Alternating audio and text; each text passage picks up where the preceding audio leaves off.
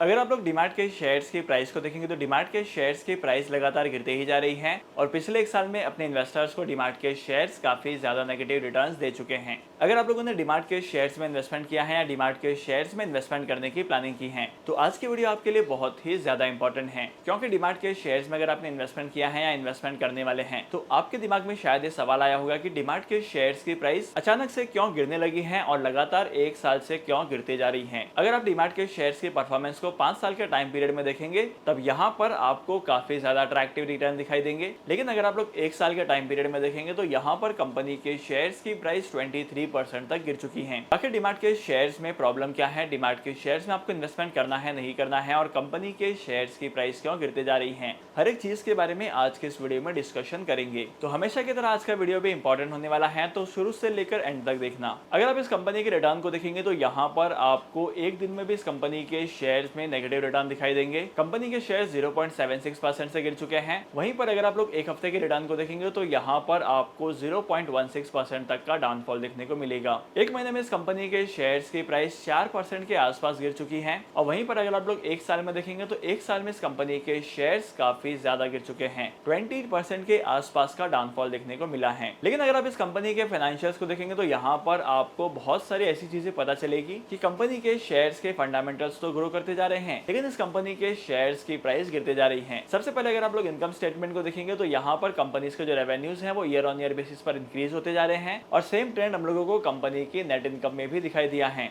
और वहीं पर अगर आप लोग कंपनी के अर्निंग पर शेयर के अमाउंट को देखेंगे तो यहाँ पर अर्निंग पर शेयर का अमाउंट भी लगातार ग्रो करते जा रहा है डबल स्पीड से। और अगर आप लोग इनकम स्टेटमेंट को प्रॉपर्ली ऑब्जर्व करेंगे तो यहाँ पर आपको पता चलेगा कि इस डीमार्ट का जो रेवेन्यू की ग्रोथ है वो इस इंडस्ट्री के अदर कंपनीज के कंपैरिजन में काफी ज्यादा है। कंपनी का मार्केट शेयर पिछले 5 सालों में डबल हो चुका है। कंपनी का मार्केट शेयर पहले 32% के आसपास का था, लेकिन अब इस कंपनी का मार्केट शेयर हो चुका है 82% का। और वहीं पर अगर नेट इनकम की ग्रोथ की बात की जाए तो यहाँ पर नेट इनकम की ग्रोथ भी इंडस्ट्री के कंपैरिजन में ज्यादा है। इसके बाद अगर आप लोग बैलेंस शीट को देखेंगे तो यहाँ पर कंपनी के एसेट्स की वैल्यूएशन इंक्रीज होते जा रही है और लायबिलिटीज की वैल्यूएशन भी इंक्रीज हो रही है, लेकिन उतनी ज्यादा इंक्रीज नहीं हो रही है जितना कि यहाँ पर आपको एसेट्स इंक्रीज होते हुए दिखाई दे रहा है। लेकिन इस बैलेंस शीट से जुड़ी हुई भी दो इंपॉर्टेंट चीजें हैं। सबसे पहली बात तो यह है कि इस कंपनी का जो डेट टू इक्विटी रेशियो है वो इंडस्ट्री के कंपैरिजन में काफी कम है। सिमिलर टाइप की कंपनीज के जो डेट टू इक्विटी रेशियो है वो इस कंपनी के कंपैरिजन में ज्यादा है। और वहीं पर अगर करंट रेशियो की बात की जाए तो करंट रेशियो भी इसका ज्यादा निकल कर आता है। करंट रेशियो का इंडस्ट्री का एवरेज निकल कर आता है 133% का, लेकिन इस कंपनी का एवरेज निकल कर आता है 302% का। इसके बाद अगर आप इस कंपनी के कैश फ्लो स्टेटमेंट को देखेंगे तो यहाँ पर आपको काफी ज्यादा वोलेटिलिटी दिखाई देगी। कंपनी का फ्री कैश फ्लो देख सकते हैं, जैसे कि यहाँ पर कंपनी के फिगर्स काफी ज्यादा अट्रैक्टिव हैं और सेकंड फिगर यहाँ पर आप देख सकते हैं कि नेगेटिव में आ रहा है। और वहीं पर अगर आप लोग कैपिटल एक्सपेंडिचर के कॉलम में देखेंगे तो यहाँ पर करंटली कंपनी ने 2211 करोड़ का कैपिटल एक्सपेंडिचर पे खर्च किया है, जो कि कंपनी के लिए बहुत ही ज्यादा वैल्यूएबल होने वाला है लॉन्ग टर्म में।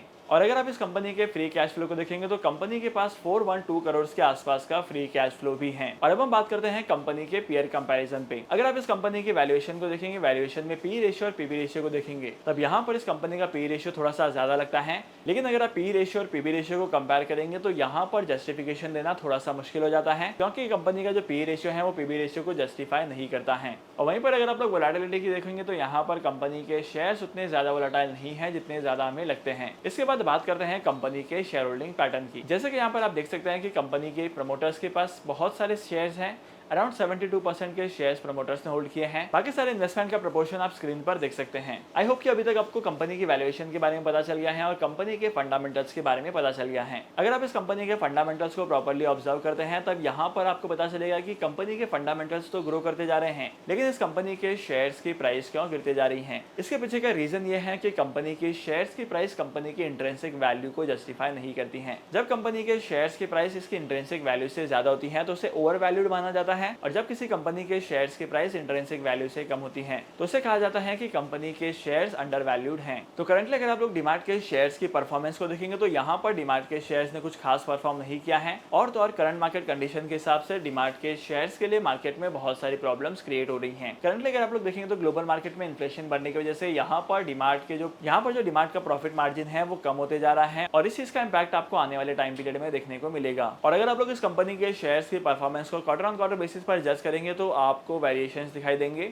और यहाँ पर कंपनी के शेयर्स में कंपनी के प्रॉफिट्स वोलेटाइल होते हुए दिखाई देंगे। तो आई वुड पर्सनली रिकमेंड कि अगर आप लोगों ने डीमार्ट के शेयर्स में इन्वेस्टमेंट करने की प्लानिंग की है तब यहाँ पर आपको इन्वेस्टमेंट करना है, लेकिन लॉन्ग टर्म के लिए करना है, क्योंकि डीमार्ट के शेयर्स में आपको शॉर्ट टर्म में तो अट्रैक्टिव रिटर्न्स नहीं मिल सकते हैं। अगर आपको डीमार्ट के शेयर्स में इन्वेस्टमेंट करना है तो आपको लॉन्ग टर्म के लिए ही इन्वेस्टमेंट करना पड़ेगा। डीमैट अकाउंट ओपन करने के लिए टॉप 3 ब्रोकर्स की लिंक आपको डिस्क्रिप्शन में मिल जाएगी, वहां पर जाकर आप डीमैट अकाउंट ओपन कर सकते हैं और स्टॉक मार्केट में इन्वेस्टमेंट करना स्टार्ट कर सकते हैं। आई होप कि आज के इस वीडियो का कंटेंट आपको वैल्यूएबल लगा होगा। तो चलिए मिलते हैं अगली वीडियो में नए टॉपिक के साथ, एक इंटरेस्टिंग टॉपिक के साथ। तब तक के लिए signing off, happy investing and good bye.